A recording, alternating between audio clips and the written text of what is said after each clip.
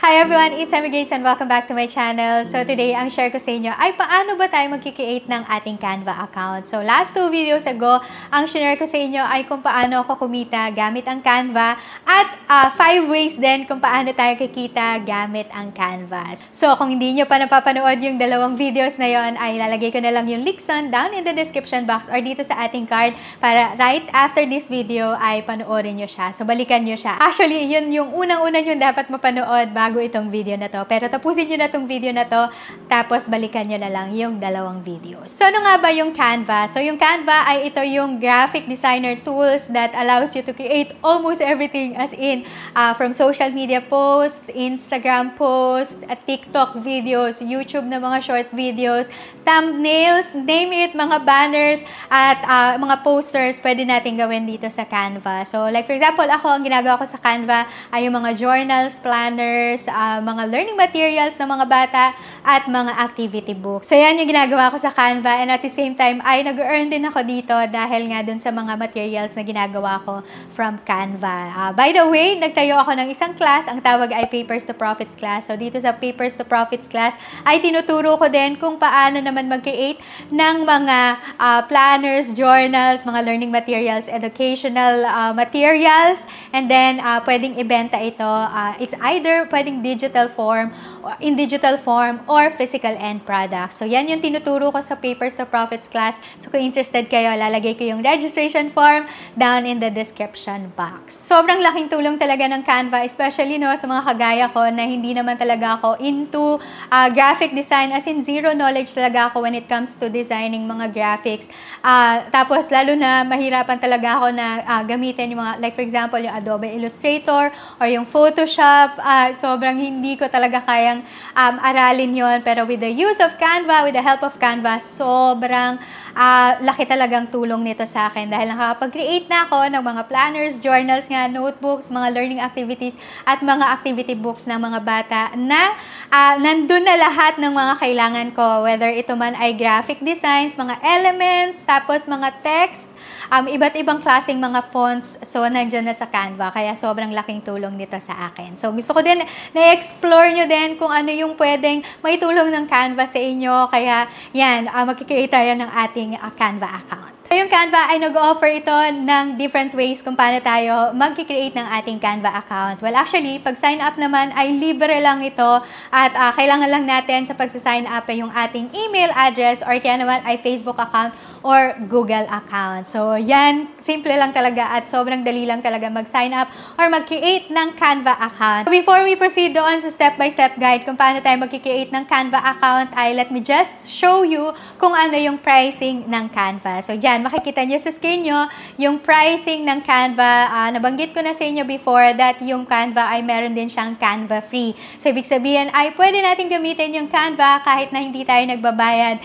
Yun lang ay meron lang tong limitations, like hindi tayo makakagamit ng mga elements na merong nakalagay na Pro or kaya yung Crown dahil itong mga to ay kinakailangan ay naka-Canva Pro ka. So, meron lang tayong mga elements na pwedeng gamitin kung tayo ay naka-Canva free. Next naman ay yung Canva Pro. So, yung Canva Pro naman ay 2,500 ito per year for one person. So, isang tao lang ang pwedeng gumamit ng Canva Pro.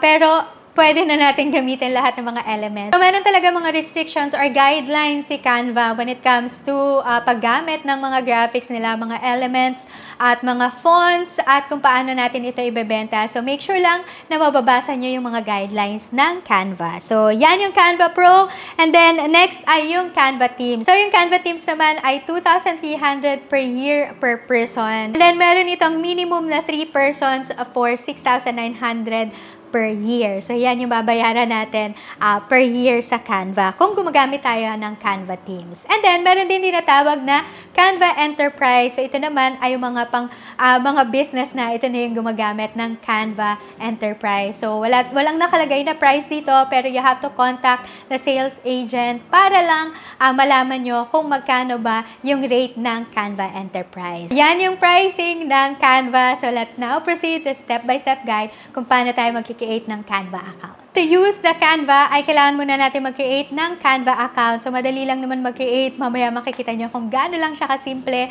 So, punta lang tayo sa Canva website. So, i-type lang natin sa ating mga Google or kaya naman sa ating mga browser yung canva.com and it will lead you to this screen. Nakalagay dyan sa pinaka-top portion sa right side ay meron dyan nakalagay na login at sign up. So, since hindi pa tayo nakakapag-sign up, ang i-click natin dito ay yung sign up. And then, pag na-click natin yung sign up, ay ito yung magpa-pop up sa screen nyo. So, meron dyan nakalagay na continue with Google, continue with Facebook, or continue with email. So, pwede natin gamitin yung continue with email. So, kapag ang clinic natin ay continue with email, ay ito yung lalabas sa inyong mga screen. So, we have to type in lang yung email address na ginagamit natin, whether kung ito ay personal or work, ay pwede natin gamitin. And then, i-click lang natin yung continue, and then it will lead you naman to a screen na ita-type in nyo yung inyong mga password. So, after nun, ay click nyo lang yung sign up, and that's it. Pwede na kayo mag-login sa inyong Canva account. Pwede rin tayo mag-sign up gamit yung ating Facebook account or kaya yung ating Google account. So, kung kanina, ang clinic natin ay continue with email,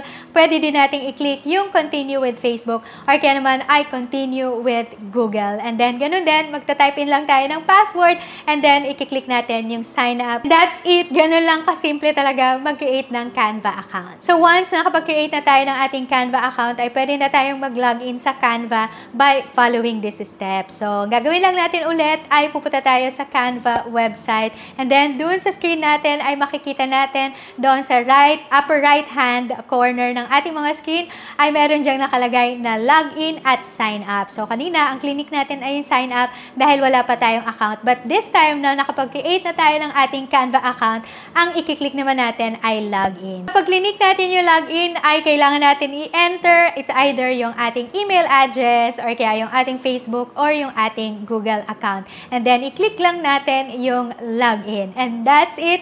Nandyan ka na or makakapasok ka na sa homepage ng Canva. So, ganun lang kasimple ang mag-create ng Canva account. So, I hope na nakatulong itong video na to sa inyo.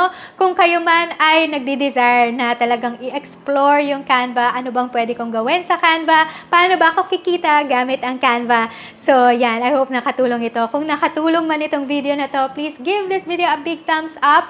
At mag-subscribe na rin kayo. Don't forget to subscribe. I-click nyo lang yung subscribe button at yung ating notification para hindi nyo na-miss yung mga ganitong klaseng content here in this channel. Marami din akong contents dito. So like for example, interested kayo na magkaroon ng mga shops or ng store sa Shopee, Lazada at TikTok. Meron din akong playlist kung paano tayo mag-create ng mga account dito sa ating mga e-commerce platforms na to. So there you go. Thank you so much for joining me today and I hope that I'll see you again on my next one. God bless everyone and I will see you around. Bye!